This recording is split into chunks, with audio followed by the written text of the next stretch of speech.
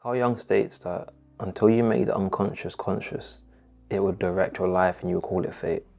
And I think this is honestly one of the most impactful quotes I've ever read in my life, because it changed the way that I live my life even today. Because if this quote is true, a lot of what you think is bad luck is actually a pattern that you haven't understood yet. And that one idea that the things that we experience and that we call luck and that we call unfairness are actually our responsibility is an extremely powerful idea. Because what it does is that it removes the victim card. It removes the victim mindset that a lot of us have. This idea that life is happening to me, that I am merely a passenger on this ride of life, and that I have no real input into my outcomes. I have no real input into how I feel and how I live on a daily basis, and I'm just living, and life is just happening to me. Because once you get rid of that sort of mindset and instead try and be more inquisitive about, okay, just how much of a part am I actually playing in my own suffering?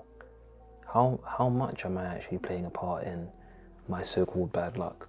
And once you ask that question, you can never go back, because all you're going to do is constantly find more and more examples of the layers and layers of trauma that you've experienced and how they've impacted you today.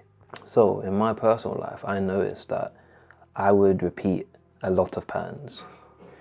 And one of those patterns that I want to talk about in this video is the pattern of rejecting myself before others got the chance to reject me. And I think this is something that a lot of us can relate to, especially if you're someone who was lucky enough to experience childhood trauma, or more specifically, childhood rejection. So being rejected by a parent or a loved one as a child. Because what it teaches you and your nervous system is that you're not safe around other people, and you're not safe in general, and everyone around you should be treated as a potential threat to your safety. For many, many years of my life, I was unaware of this fact. I was going around life thinking, people don't like me, people think I'm unlovable, people think I'm weird, people don't want to talk to me. And what was actually happening is that my belief that I was these things was what was keeping people away from me. Because your belief and your identity are exactly tied into your actions and the way that you perceive your reality. And I was completely unaware of this. I presumed that, no one could possibly know what happened to me in my childhood. How could they treat me any different from anyone else? But what I realized is that I was the one that was treating myself negatively because of my negative experiences in my childhood. I was the one that was conditioning myself to run away from people, run away from people's advances, even when people did like me, even when people did want to get to know me. I would see it as an opportunity for me to prove myself right, that I wasn't lovable and people didn't like me.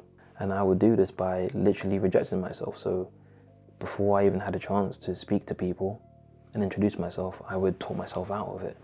I would say, I don't want to bother them. They probably don't want to talk to me anyway. Like, why would they want to talk to me? Like, I'm weird.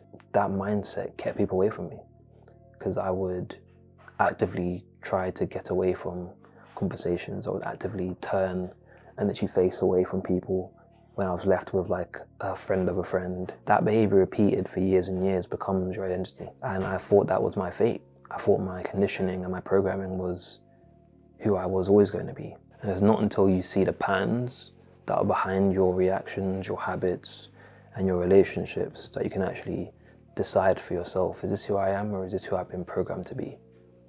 And it's probably going to be the latter. Because I realized that it wasn't fate at all. I was just starting to really understand the unhealed parts of me that were guiding my choices. Because the thing is, your unconscious, like your subconscious even, it holds your thoughts, your wounds, and your beliefs.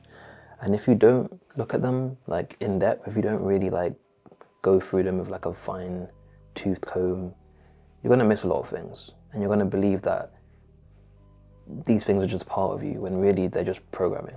Because if you don't look at them, they're going to shape your decisions without your awareness. And that's why some people keep picking up the same toxic partners, sabotaging opportunities, or avoiding things that scare them. Because the pattern feels familiar. so they follow it, even if the pattern feels like hell, because people would rather choose a familiar hell than an unfamiliar heaven. I can't remember who says that, but they were spitting. And for me, what's really been the main fix is simply self-awareness. And I think I've been blessed to be someone who's cripplingly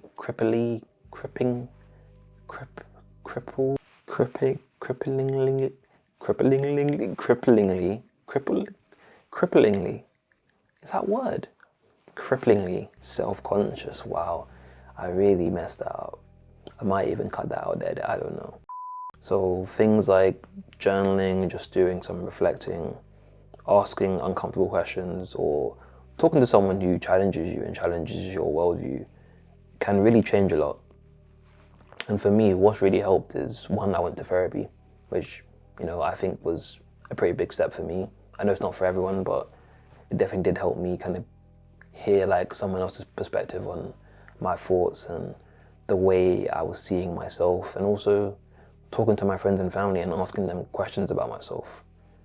Like, how do you guys actually see me? Like, what traits do you think I have that are pretty shitty? Asking them, like, am I a bit of a psychopath? Am I a bit controlling?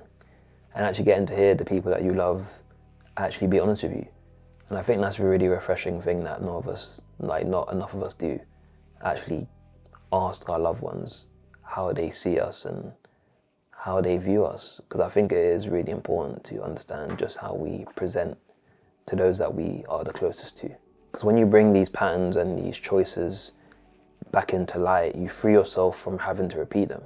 Because now you're aware that you're repeating them. You no longer think, I'm just doing this because I have to do it. You now understand, I'm doing this because I'm choosing to do this. And I'm choosing to do this because I find it comfortable. And I find it comfortable because this is how I've been programmed. And I was programmed into this because likely this is how my parents were programmed. And they were programmed into that, likely because their parents were programmed, and the cycle goes on and on. And that's why I think it's so important to break the cycle, break the pattern, break the trauma, break the trickle-down trauma economics that are going on in your family. And I think that's something that's really, really important to do. Because what you don't want to do is have to be having these same conversations with your kids. Like, I'm sorry I fucked you up, but it's not my fault. My parents fucked me up. I think that's like a nightmare scenario that I'm trying to avoid, I think, low-key. But yeah, back on topic, like, your life will change as soon as you realize that you are running on autopilot. And if you want to change anything, you're gonna have to change. And that change is gonna be uncomfortable. It's gonna be scary at some points, but you have to do it. It is in your hands. This is your life, this is your reality. You have to bend it to your will and change it. And that starts with confronting what drives you and why you're driven by that. If you do enjoy these types of conversations, feel free to press the like button and subscribe so more people can see them. Because I think there's something a lot of people will benefit from. And if you do want to help me as well, you can send this to someone that you think would benefit from this video. I know you probably know someone who you've had conversations like this with, and maybe this will be something that will start another one. So yeah, I appreciate you for watching this far. Hope to see you in the next one. Peace.